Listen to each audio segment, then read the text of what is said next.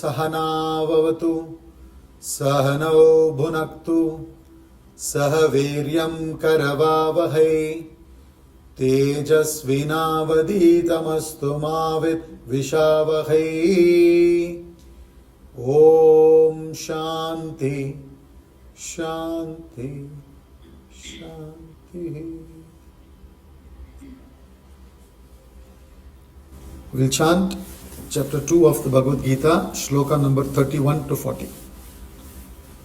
Swadharmamapi chaviksha navikampitum-arhasi dharmyadhi-yuddha shreyonya kshatriyasya na vidyate yadruchaya chopapannam Swargadvaramapavritam Sukinakshatriyah partha Labhante yuddhamidrisham Atachettvamimam dharmyam Sangramam na karishyasi Tatasvadharmam kirtim cha Hitva papamavapsyasi akirtim chapi bhutani kathayishyanti te vyayam sambhavitasya chakirtihi maranadatirichyate bhayadranaduparatam mansyante tvamaharathaha yesham chatvam bahumataha bhutva yasyasi laghavam avachyavadamsha bahun vadishyanti tavahitaha nindantastava samarthyam tato dukkataram nu kim hato va prapsyasi swargam jitva va bhokshasi mahim tasmaduttishta kaunteya yuddhaya krita nischayah sukha dukkhe same kritva Labha labhau jaya jayau Tato yuddhaya yujyasva Naivam papamavapsyasi Yesha te vihita sankhye Buddhir yoge tvimam shrunu Buddhya yukto yaya patha Karmabandham prahasyasi Neha vikramana shosti Pratyavayo na vidyate Svalpamapyasya dharmasya Trayate mahato bhayat. Last class yesterday we had concluded with verse number 33. So the thought flow so far from verse number 11 has been that first from 11 to 30 he talked about the indestructibility of the Atma, where he discussed the difference between Atma and Anatma. This portion we call as Atma Anatma Viveka, the knowledge of Atma and Anatma. So the difference between Atma and Anatma, your essential self, and the Mithya was discussed from verse number 11 to 30. And then he said, the wise people having got this knowledge, they know very well that the real personality, real self is indestructible. Therefore, there is nothing to grieve. And even if you assume yourself to be this changing personality, then also there is nothing to grieve, because just like it moves from childhood, youth to old age, it goes into another body. Therefore, there is nothing to grieve for. Sorrow is fine, emotions are fine, but to become emotional is not correct. So with this knowledge, he is now from 31 to 40. The topic is your duty to act. So with this knowledge, now you start acting objectively. Simply perform your duty. As per your nature, Arjuna, you are a Kshatriya. You have the nature, inclination of a Kshatriya, an administrator, a leader, a warrior.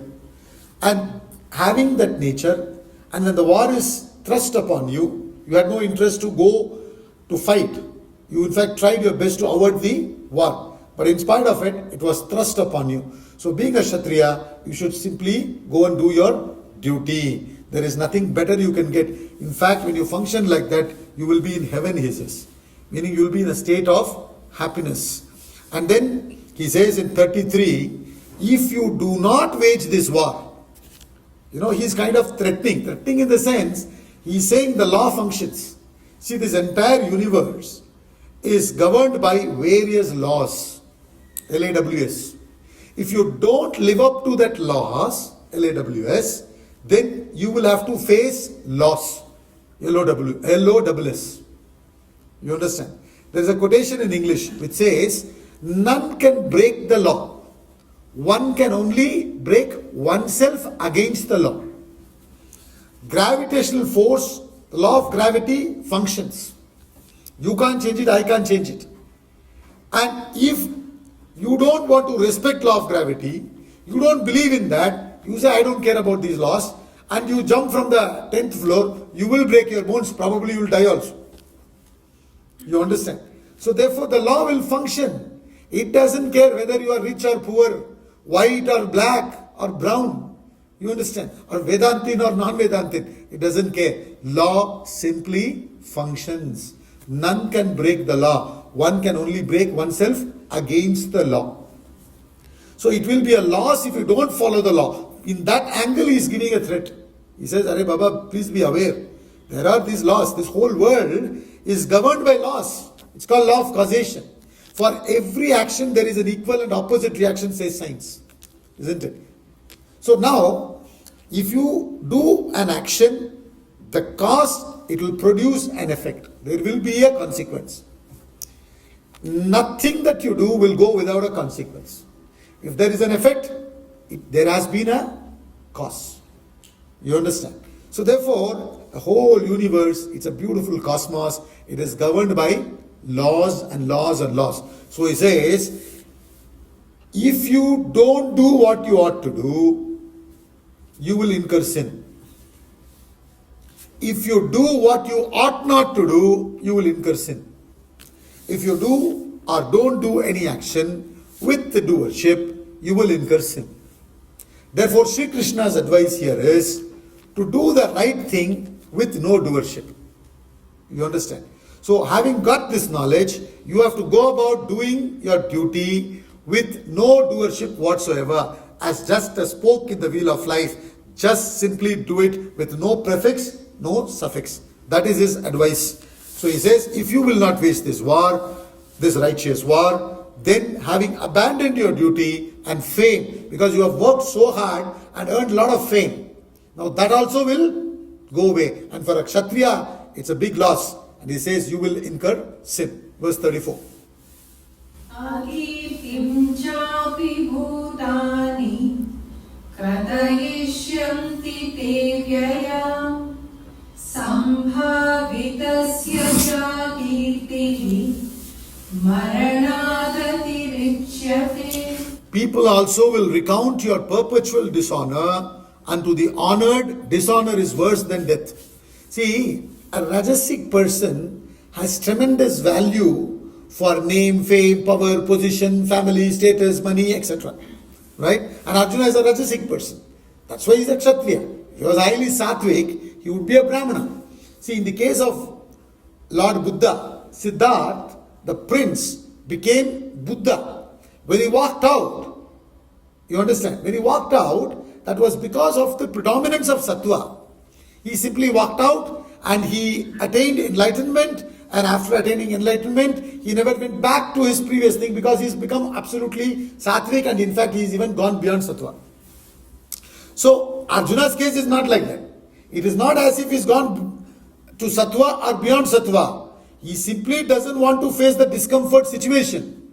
Rajas is very much there. He's very much interested in name and fame. He thought if he doesn't wage the war, he leave the battle, people will praise him. So Krishna says, no, no, no. That is not what is going to happen to you. He says, people also will recount your perpetual dishonor.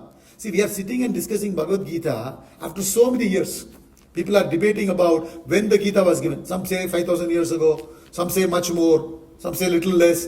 We don't want to get into that debate. But many, many years ago it was given. But we still discuss about it. You understand? So, why are we praising Arjuna? He surrendered to Sri Krishna. He got the knowledge and stood up to his emotions and fought the battle, established righteousness. You understand? So his fame is still established. You understand? In case he chickened out and he didn't fight, he didn't face the battle, he didn't establish righteousness, we will be talking ill about him now, isn't it? So that's what he's saying. You will have to face this dishonor perpetually even after you die. In fact, you know, Mahatma Gandhi died many years ago. Lord Buddha died many, many years ago. Lord Mahavir died many, many years ago. But we still talk about them. The name continues to exist. That way they are immortal as well. You understand? That is one way of being immortal. The other way of being immortal is attaining moksha. So he says, people also will recount your perpetual dishonor unto the honored. Meaning, Arjuna, you're already a revered person. People look up to you for courage and valor, etc. So, since you're already honored, now you do something wrong and you gain dishonor. This dishonor is worse than death. It's better to die than living. This is worse, because wherever you go, people will be talking about you very badly and you will not be able to take it. So it's hitting him psychologically to wake up and do the duty and live up to the context. Continue. भयाद्रणादुपरतं मन्स्यन्ते त्वामहारथाः येषां च त्वं बहुमतः भूत्वा यास्यसि लाघवम्. The great chariot warriors will think you have withdrawn from the battle out of fear. And you that were highly esteemed by them will be lightly held. See how he says this? You are already held very highly. By whom? See, when he said you will lose fame and all, then you generally say, I don't care. When you buy a new necklace or some gold jewelry or something new you buy, you put it out. And in case your maid didn't notice it and didn't talk about it, would you be upset? You will not be upset. Maid at home didn't see the necklace or the new sari that you are wearing for the function and she didn't appreciate it, you will not be bothered. But if your friends, your colleagues, you understand, they didn't notice it. In fact, you want them to notice. That's why you put the necklace out, isn't it? And you go and stand in front of them and keep on talking. And they didn't notice it, let's say, you'll be terribly upset.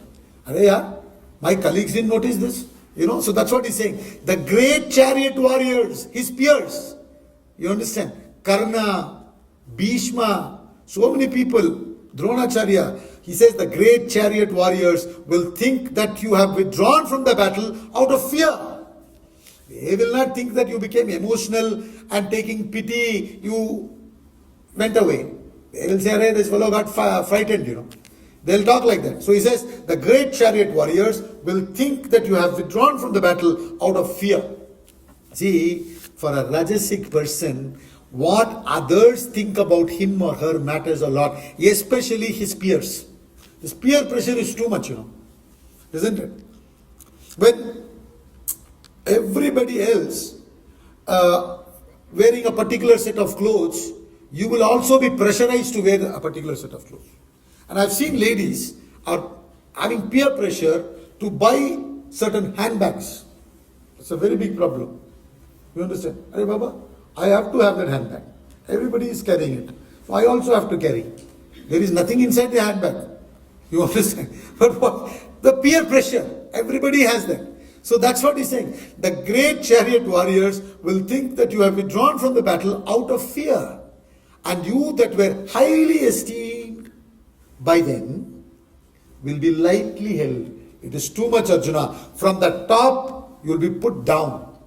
See, you have put in so much effort. You've come up to that level. Now you have to maintain it. See, the biggest challenge in life is maintenance, retention. You know, India has now won the World Cup. Okay? Now, T20 World Cup, they won. Now, next year they'll be saying, defending champion, and that gets into you. You have to, you'll be pressurized. I have to defend. That itself is going to really weigh upon your head and you may not perform well if you give in to that. So, that's what he's saying. You are highly esteemed and you'll be lightly held. Psychologically, again, he's propping him up. Continue.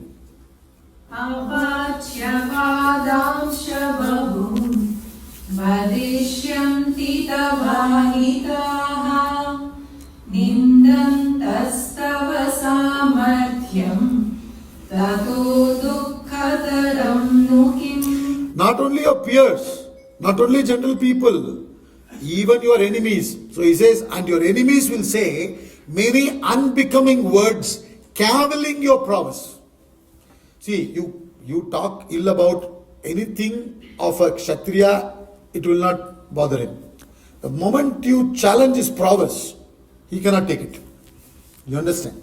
In that shloka, verse number 3, chapter 2, when Sri Krishna whipped him up, when he kept quiet, before he surrendered. He was not a teacher at that time. He was only talking as a friend. He said, Klaibyam masmagama partha naitad vayupapadyate shudram hridaya daurbalyam tyaktvo tishta parantapa.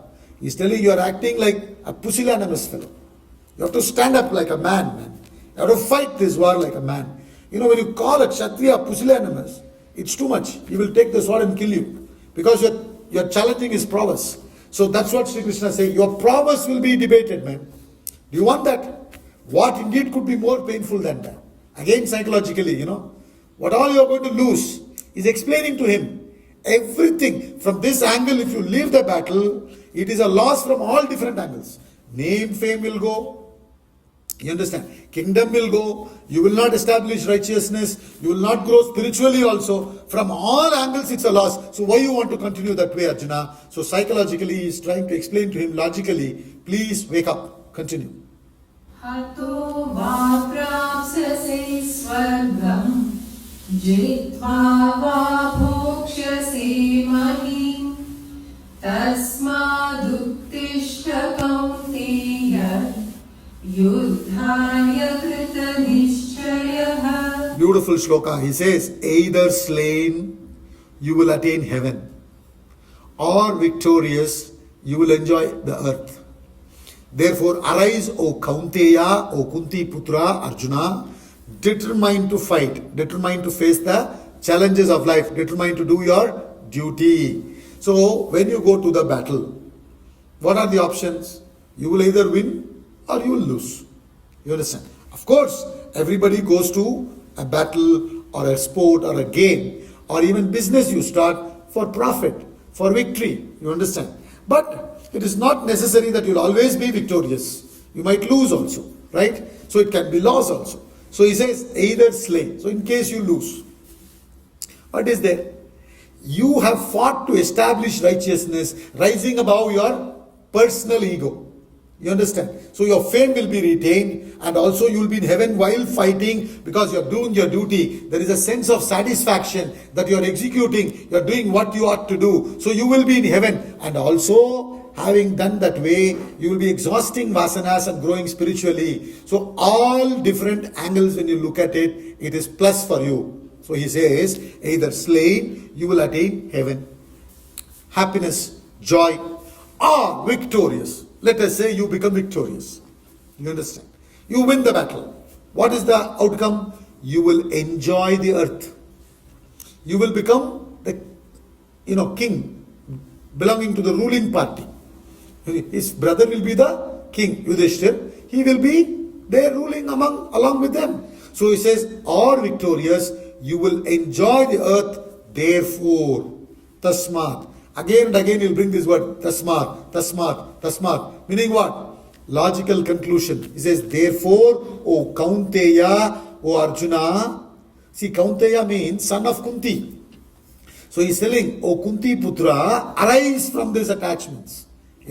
determined to fight. Leave aside all this emotional angle. Come up to this situation and do what is right. Doesn't matter whether you win or lose. Having said this, he now takes us to the concluding shloka 38. It's a beautiful shloka where he summarizes everything that he has been saying. Continue. Sukha dukkhe same kritva labha labhau jaya jayau tato yuddhaya yujyasva naivam papam avapsyasi. This is one of the shlokas which I would recommend, if you can memorize, please do.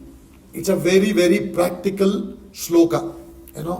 Many shlokas are there in the Gita like that. This is a very interesting and practical shloka. Sukha dukkhe same kritva labha labhau jaya jayau tato yuddhaya yujyasva naivam papam avapsyasi.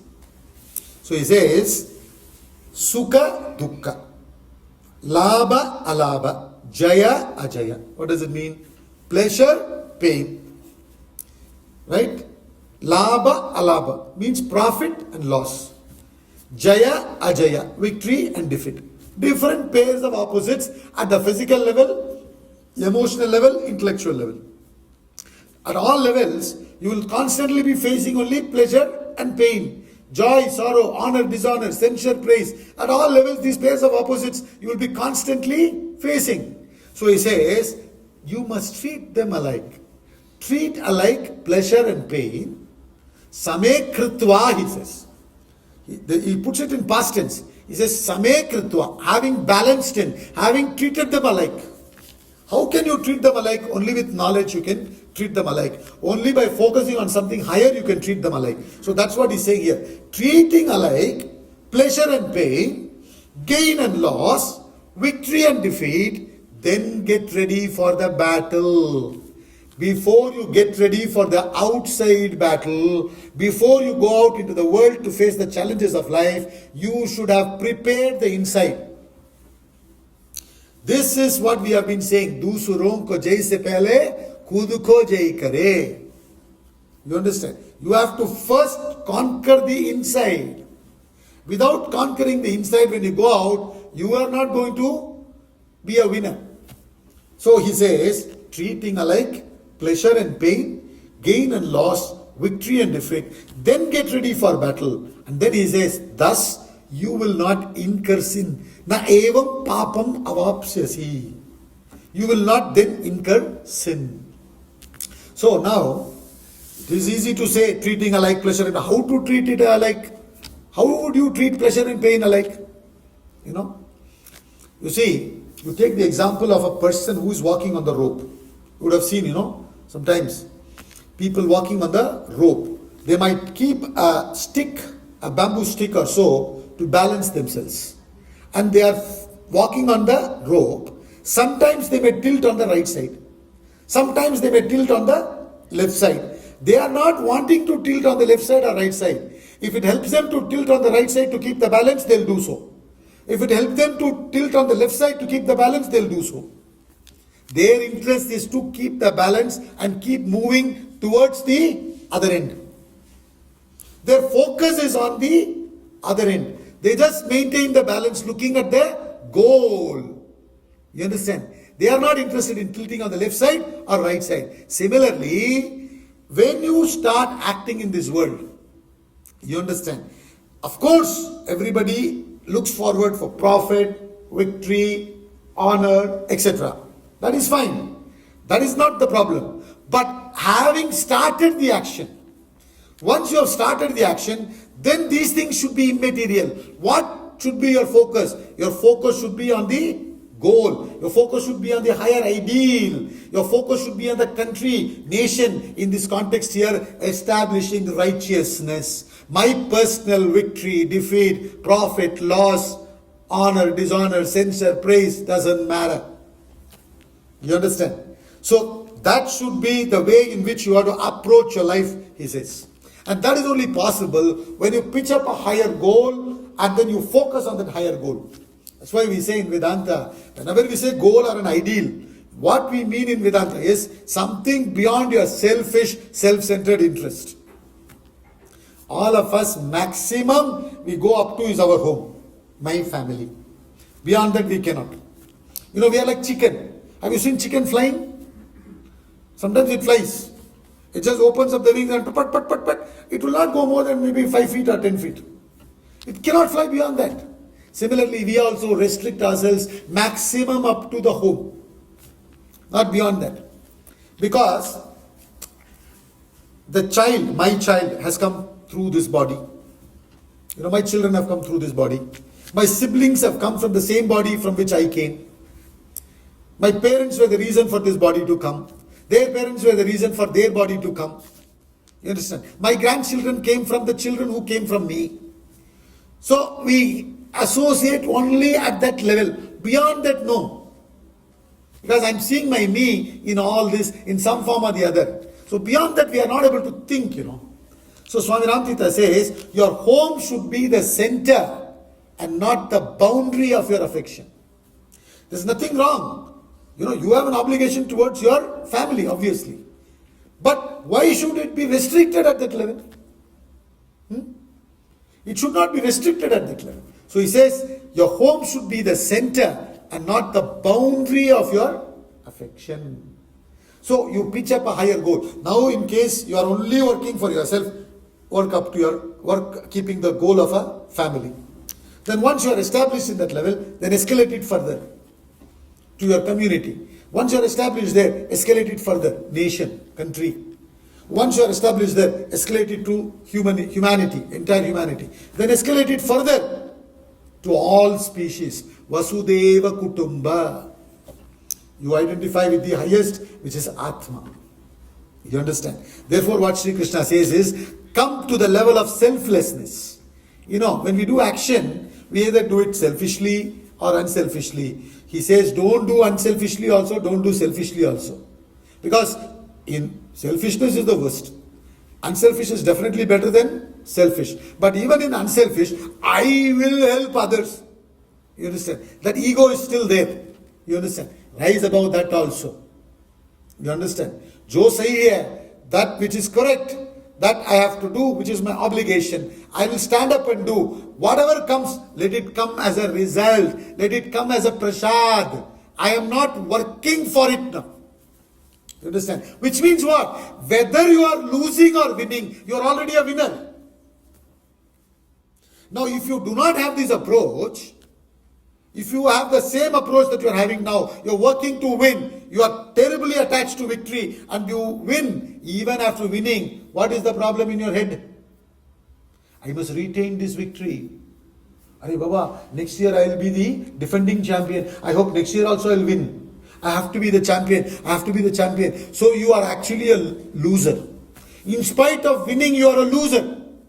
But if you have this attitude that Sri Krishna is teaching us, then whether you lose or win, you will remain a winner. You understand? So what Sri Krishna is teaching us, how to remain a winner and not be bothered about losing or winning. Losing, winning, this keeps happening. But be a winner. That's what they say in sports, no? In sportsmanship. I remember once, Courtney Walsh, who used to play for West Indies, a great bowler, he was bowling. And the Pakistani, they were playing against Pakistan. And the Pakistani, I think it was the last pair of batsmen, and from the running crease, this runner already started running before Walsh could come and bowl. So Walsh could have easily made him out. But he just came near the crease and waited. And that fellow turned and he came back to the crease. He didn't make him out. And in fact, I think if I remember correctly, West Indies lost that match. You understand? West Indies lost the match. When he bowled next, whatever run they had to score, they scored and they won. In case he made him out, they would have won. But everybody was praising Walsh. Even though they lost the match, he was a winner. Because he's not interested in winning. You understand? Many things has happened like that in sports. Recently I saw one video, I don't know when it happened, in one of the Olympics or so. There was a runner who had almost come closer, and he actually thought he's already crossed the line or whatever. He thought it's ended, It's a big marathon or whatever it was. He had already come. The second fellow was coming many, many meters away. There is no, there is no race actually. That other fellow was something like 500 meters behind. So he thought he's reached because people were all clapping and all. So he stopped. The other fellow came closer and he understood. You understand? What he did is he said, he pushed him beyond the line. He pushed him beyond the line. He said, you win. See, that is the real winner, So that's what he's saying. Sukha dukkhe same kritva labha labhau jaya jayau. Tato yuddhaya yujyasva na evam papam avapsyasi. Don't worry about pap or punya. Even pap will be scared of coming closer to you. When you function like that. Because you've risen above everything. You are only focusing on that. You are not at all thinking about you. You have completely forgotten about you. When you have completely forgotten about you, you are in your zone. Please understand. When you go up on a podium, and generally the fellow will be a talkative person, chatterbox. He goes on talking. And you give him a podium, put him on the stage. He becomes very self-conscious. He will not be able to talk. Why? Because he's become conscious of himself. When he forgets, he brilliantly performs. You understand? When any part of your body makes its presence known, means there is something wrong in that part. Isn't it? Now are you aware of any part of your body? Everything is functioning? You're not aware of anything. It's just going on normally. Supposing there is something wrong in your ring finger, right ring finger, and you're constantly touching it because it's making its presence known. So when you are working just for your selfish ego, for selfishness, seriously there is something wrong in you. Your focus gets distracted to that extent. Therefore you won't be doing the action correctly. You won't get the result also. In fact, when you function the way Sri Krishna is talking about, you will be actually winning. And in case the other opponent is also functioning the same way, maybe one of you only will win. You understand? Supposing both of you are working this way, only one can win. But it doesn't matter because both are winners that way. So therefore he says, Sukha dukkhe same kritva labha labhau jaya jayau tato yuddhaya yujyasva na evam papam avapsyasi. You will not get any agitation. When you do an action, it comes back and hits you with agitation. An action producing result, that is sin. When you do an action which doesn't produce any reaction, that is not sin. You understand? So he says, when you function like this, Arjuna, you've risen above your selfish ego. You've risen above your dualship. You've risen above desires. You're not acting for yourself. You've forgotten about yourself. And you are in your zone. And you might most probably win. And even if you don't win, and even if you don't establish righteousness, you are already a winner. So there is no loss. You've gone beyond sin. That's how you have to function. Sin in Vedantic language means vasanas also. When you act selfishly, thinking about the result, the fact that you are constantly thinking about the result, impressions will be formed. And those impressions are called as vasanas. You'll be increasing more and more vasanas. When you increase more and more vasanas, whether the vasanas are good or bad, ugly, doesn't matter. If you are increasing vasanas, you'll be going far away from the center, the divinity. You remember the formula we discussed? God plus vasanas equals human being. Human being minus vasanas equals God. So the more and more vasanas you keep on increasing, you will be going far away from the center, far away from the divinity. You will be incurring sin and moving far away. When you go on decreasing vasanas, you will be getting closer and closer to the center, closer and closer to the divinity, closer and closer to the goal of life. Therefore he says, you must function like this, Arjuna. Forget about it. Swami Chinmayanandaji also says, just once you pitch a higher ideal, just forget about it. Just plunge. Our Guruji, Swamiji, when one of the students was going, after completing the course, he was going to a different center to start the, talks and classes. So he wanted some advice from Swamiji, blessings from Swamiji. Swamiji said, just plunge, man. Suma plunge pannanga, in Tamil he said. Suma plunge pannanga means simply plunge. We also took a plunge in Lucknow. We didn't know anybody. You understand? And by God's grace and Guru's blessings, we have been doing, we've been able to do whatever we wanted to do. Many schools here and college. Today also we had a lecture in a college. So we were able to do our work. Divinity that shapes our end, like Shakespeare says. There's a divinity that shapes our end. So you don't worry, man. The dogs on the road, you see them very well fed, They're all very well fed. Who is providing food for them? So many dogs are there. They don't have a shelter. They don't have a bank balance. They don't have an Aadhaar card. Nothing. You understand? They're very well taken care of. You have everything and you're constantly worried. मुझे क्या होगा, मुझे क्या, मेरा family को क्या होगा? अरे यार, ऐसा सोचेंगे तो बर्बाद ही होगा. Nothing good will happen. You understand? Rise above this I and me and mine. In fact, in Ashtavakra Gita, Sage Ashtavakra tells King Janaka, what is bondage? Bondage is me and mine. You rise above me and mine, you're free. What binds you? He says, me and mine. Constantly worried. What will happen to me? What will happen to my family? He says, rise above it. Look at the higher ideal. Sacrifice yourself for a higher ideal. And then plunge. That is that way Sri Krishna is giving. Continue. Yesha te vihita sankhye buddhe yoge tvimam shrunu buddhya yukto yaya partha karma bandham prahasyasi. This is the wisdom of Sankhya taught to you. Now listen to the wisdom of Yoga, endowed with which, O Partha, Arjuna, you shall cast off the bond of action. So now he's slowly saying that so far I spoke on Sankhya. Sankhya Yoga means Jnana Yoga, which means what? Presenting the facts logically and arriving at an irrefutable conclusion. You understand? Presenting everything with reason and logic and coming to an irrefutable conclusion. This is called Sankhya, which is logical analysis. So far, I explained everything to you logically. I gave you Jnana Yoga.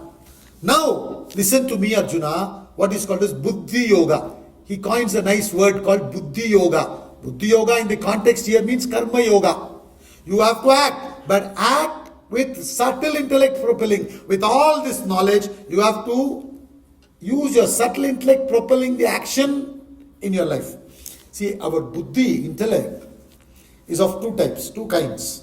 One is called gross, the other is called subtle. Now, gross intellect is when the discrimination is within the realm of the world. When the discrimination is within the realm of the world, it's called gross intellect. Right? When the discrimination is between the world and beyond, the terrestrial and the transcendental, then it is subtle intellect. Now, animals don't have intellect. When we say animals don't have intellect, they have a rudimentary intellect. They can discriminate between male and a female, what is edible, what is not edible, etc. You understand? But beyond that, they cannot reason, they cannot think. You can train an elephant in a circus to do puja, isn't it? In the circus they do that. They train the elephants and the elephants are doing puja. But are they really conceiving of divinity something beyond this universe and then doing puja? No, they're just trained. So they are not having subtle intellect to conceive something beyond the terrestrial world. But a human being has the capacity to conceive something beyond the terrestrial world. After having conceived, you may accept or reject it. You understand? If you accept, you are a believer. If you don't accept, you are an atheist. But both atheist as well as the believer, both are using the subtle intellect. You understand? So as human beings, we have the subtle intellect. So we have the gross intellect, we have the subtle intellect. With that, you have to pitch up a higher goal. You have to pitch up a spiritual goal. You take your thoughts to that height and then act. That's all he's saying. There are advertisements in the TV. I watch it very carefully. Some of them are very, very interesting. In fact, during cricket match, in between they show these advertisements. So, one of the ads for a mobile, the son is expecting some gift from the mother. And the mother is giving a gift and he's opening the gift packet And inside there is this ordinary telephone, It's not a smartphone. He looks at it and then he looks at it with disappointment. And the tagline goes, Thoda bada socho. Thoda bada socho. Har bar I'm very, very low thinking. All the time only looking down. An eagle is soaring so high in the sky, but it's constantly looking at the prey on the ground. So we should not be like that. We should be looking up constantly. That is what he's saying. You must act with buddhi in this world, directing your efforts towards the higher. That is called karma yoga. So he says, now I will talk about karma yoga to you. He's already given the gist in 38, and then he says, I will talk about it in detail. In fact, he talks about it in detail, but in much more detail in the next chapter. Chapter 3 of the Bhagavad Gita is called as karma yoga. You understand? The yoga of action. So he says, this is the wisdom of Sankhya taught to you, which I spoke to you till now, with logical reason and analysis, and coming to a firm conclusion. Now listen to the wisdom of yoga, buddhi yoga, which is karma yoga, endowed with which, having understood that and practicing it, O Partha, you shall cast off the bond of action. You remember I told you bond of action yesterday? What is the chronology of action we discussed? Vasana, thought, desire, action, and action producing further vasanas. This is what is called as bond of action. So he's saying, if you function this way, if you do karma yoga, you will break this chain. So how do you break the chain? He says you will break the chain. How do you break the chain? So you need to understand how the chain is formed if you want to break it. You understand? How do you form the vasanas? By constant, unintelligent, indiscriminate thought flow, you produce vasanas. I repeat, by constant, unintelligent, indiscriminate thought flow, you produce vasanas.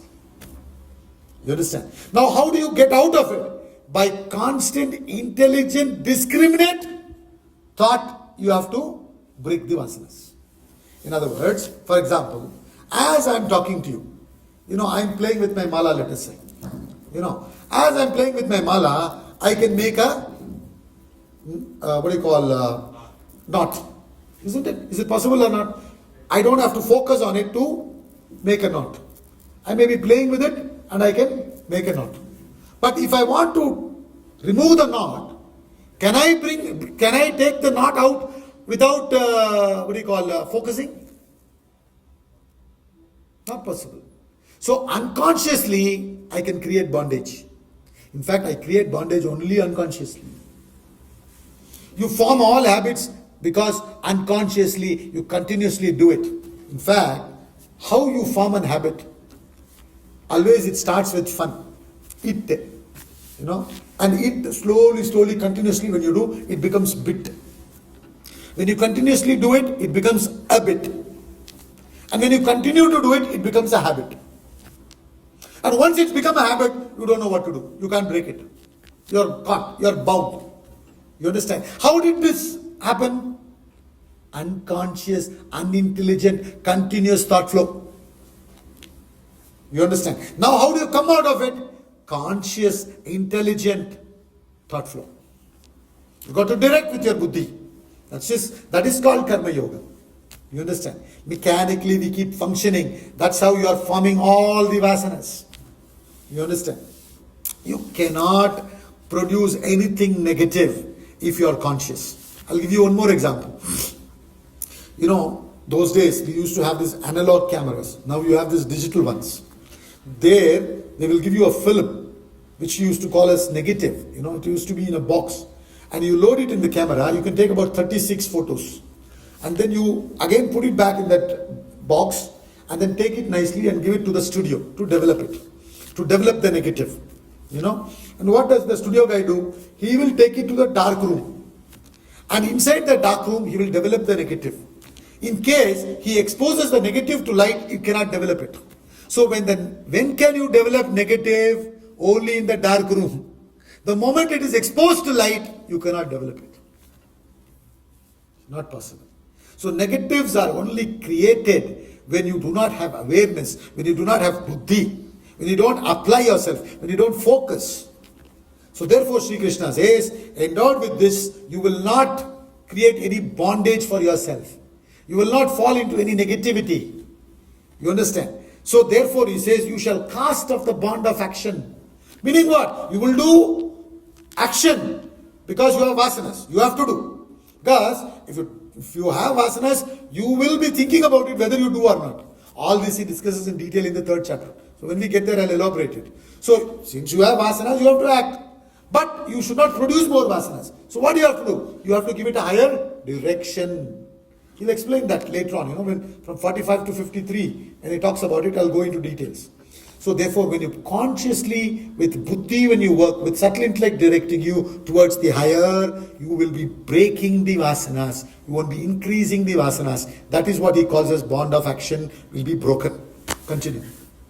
Neha vikramanashosti pratyavayo na vidyate swalpamapyasya dharmasya trayate mahato bhaya. In this meaning karma yoga, there is no loss of effort, nor is there production of contrary result. Even very little of this discipline protects one from great fear. See, karma yoga is what? You rise above your little self. You have pitched up a higher goal and you are focusing on the higher goal. You are not working for yourself. Whenever we talk about karma yoga, the 2 factors are important. What are they? It's called arpana bhava and prasada buddhi. Arpana bhava means action done with an idea of dedication, not to fulfill the desires merely. You understand? It's called arpana bhava. We say, no, tera tujhko arpan kya lage mera. That arpan bhava. You are dedicating it for a higher cause, higher purpose.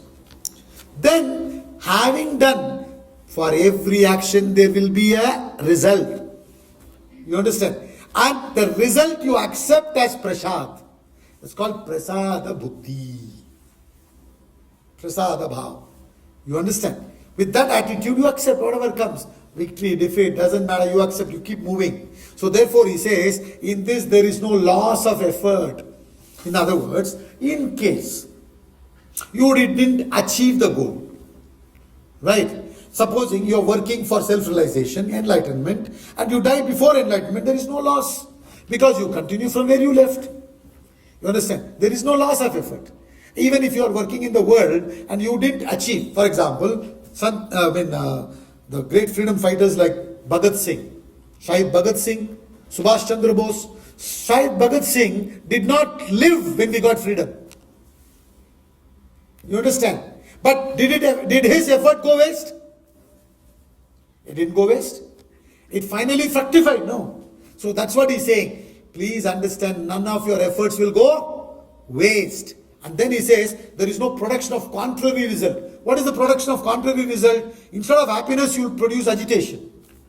Instead of reducing vasanas, you will increase vasanas. Such thing will never happen. You would have reduced vasanas.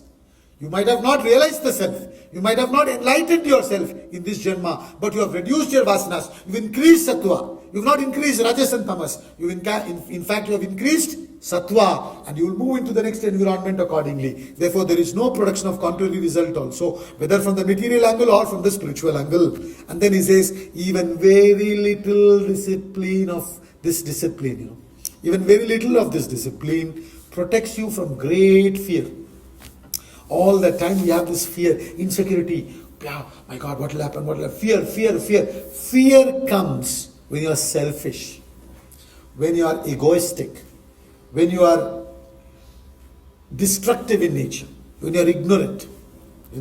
See, have you seen a cow is very calm? So many people coming closer and going this side and that side, it's not affected. Whereas a lizard, you just do like this, it will move immediately. The lizard may be on the wall. You're only tapping on the table. It runs. Why? Because the lizard is constantly destroying. So if you have an egoistic tendency to swell your ego, to satisfy your ego, you are destroying. You're only interested in your pleasures. You're so selfish. Ego, you know what is the expansion of the term ego? Somebody said, it is edging God out. EGO. Edging God out. Edging the totality out and focusing only on you. I. So many people have contributed, but I. Meaning you edge the totality out. You edge the God out. That is called ego. And a person who is totally self-centered will be in constant fear. You cannot get rid of fear. You understand? Fear comes when you are selfish. When you are unselfish or selfless, you are fearless. Swami Vivekananda gives a beautiful story to explain this. He says, a young mother had to work, and her village was the other side of a forest, and she had to go to the town which is on the other side of the forest. So she will go in the morning through the forest, and she will try to come back before it gets sundown, because then the wild animals will come out. So she used to run and come back every day. One day, she had to take her child with her. The caretaker was not there. So she had to take the child with her, and that day it so happened she couldn't come before the sundown. So she was coming with so much of fear, and she heard some wild animal approaching, and the wild animal actually came in front of her. But today, instead of fear, she had the identification with her child. She wanted to save the child, so she was bravely facing the wild animal. From where the courage came from? Fear, because you rose above your little ego. You understand? Now you were only thinking about yourself before, therefore fear was there. Now you identified with your child, no fear. The moment you go and identify with a larger circle, fear wanes away. Fear will run away from you. Fear is there because you're only thinking about yes, mujhe kya hoga, mere ko kya hoga, all the time. That's why you have fear. So he says, even very little, if you understand little bit and you practice it little bit in your life, you are sorted out. You don't have to worry. You don't worry about moksha, realization, enlightenment. These are big words. You just start practicing, just start living. Rise above this selfish ego and work for a higher purpose. You will have no insecurity whatsoever. That's what he says. Continue. Vyavasayatmika buddhi ekeha kuru nandana bahushakhayanam tascha buddhayo vyavasayina. In this, intellect is resolute and one-pointed, O Kuru Nandana, another name of Arjuna. Kuru Nandana means, see, remember, Arjuna, though we call him as a Pandava, he is also belonging to the same family as Kauravas, isn't it? So, from that angle, he is a Kuru clan. He belongs to Kuru clan. That's why Duryodhana and are called as Kaurava. From that angle, he is also a Kaurava. So he says, O Kuru Nandana, but you are a joy of the Kuru clan. Because you are an unselfish fellow. You are thinking about establishing righteousness. You are thinking so much about what is right, what is wrong. That was your debate, isn't it? So you are a joy, man.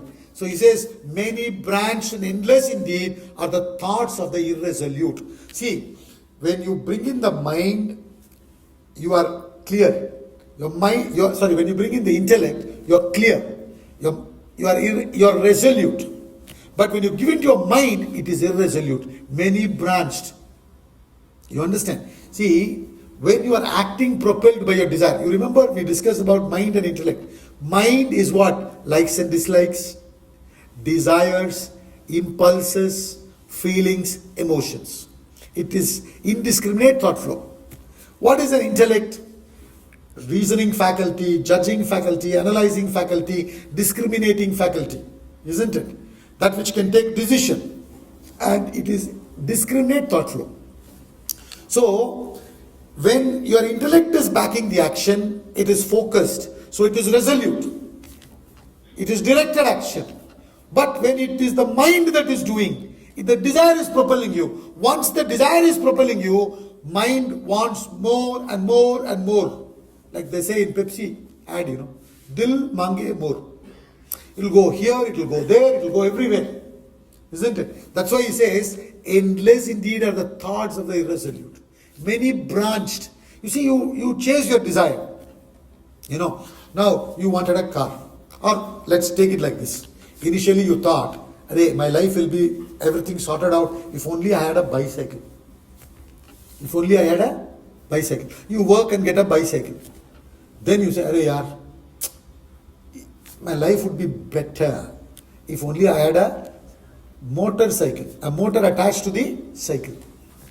Then, if only I had a car, it will be better. Then you say, it will be better if I had a car with air conditioner. And then you say, it will be better if I had a car automatic. Like that, it is endless. It is endless. The thoughts gets distracted and it develops into many more. You form more and more desires when you are simply working to fulfill your desires. So if you are not performing karma yoga, working for a higher goal, working for a higher ideal, your mind is working for getting this and that, and you will never be satisfied. You will be constantly thinking about many things and your energy will be dissipated. Whereas in the case of karma yoga, your energy will be focused. When you focus the sunlight through a lens on a piece of paper, what does it do? It burns the paper. Isn't it? It burns it. So when you focus your energy single-pointedly, it produces energy. It becomes powerful. Similarly, karma yoga will make you powerful. You will achieve the goal. You will grow materially and spiritually as well. Continue.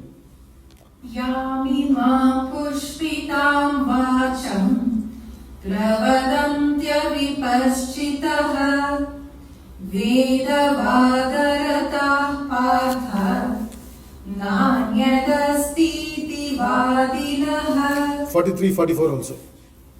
Let's chant them together.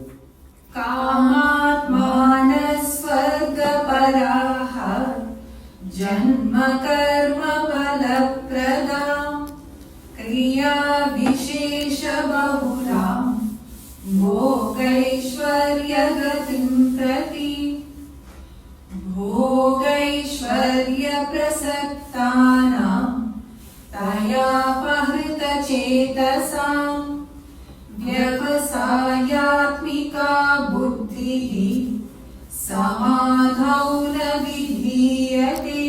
So from verse 41, which we just concluded, till 44, the topic is desire-ridden actions. Actions propelled by desires. Before actually, he said, I will talk about Buddhi Yoga. Before he talks about Buddhi Yoga, he wants to spend few more slokas talking about Buddhi-less yoga.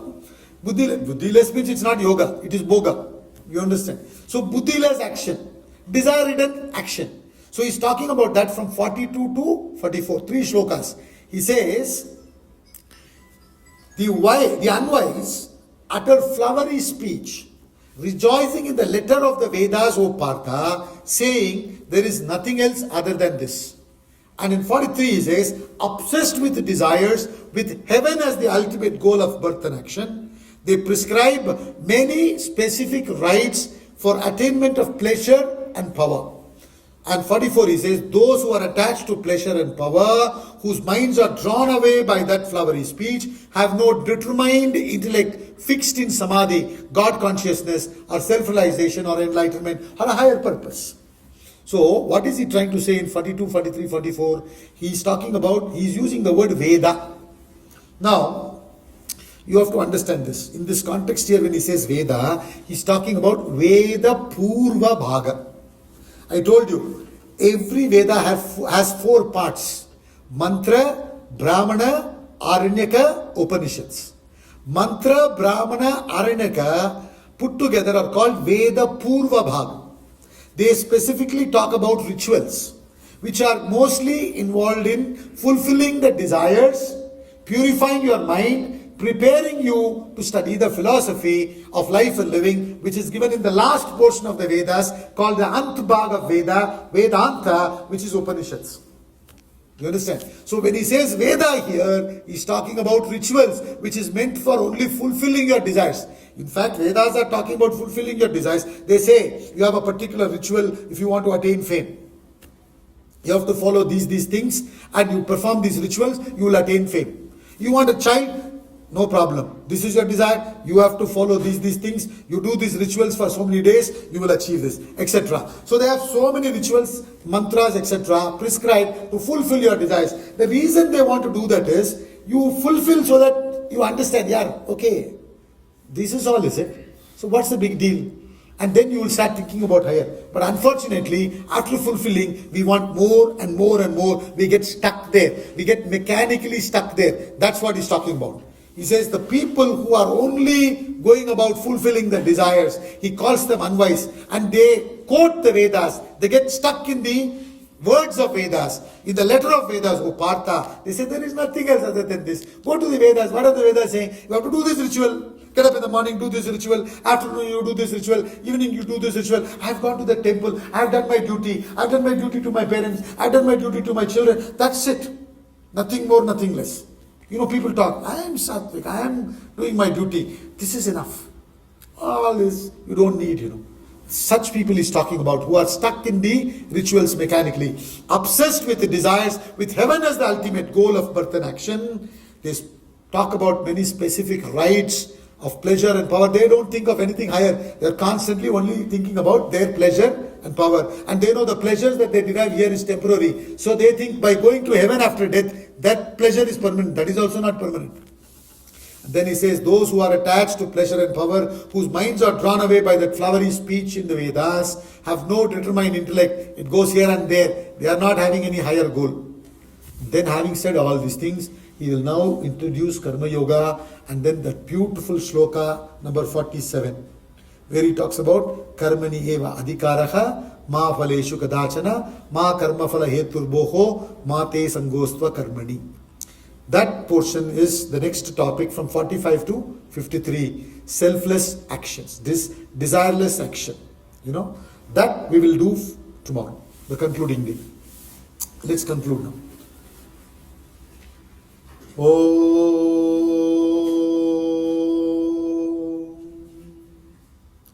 Om Purnamada Purnamidam Purnat Purnamudachyate Purnasya Purnamadaya Purnameva Vashishyate. Om Shanti Shanti Shanti.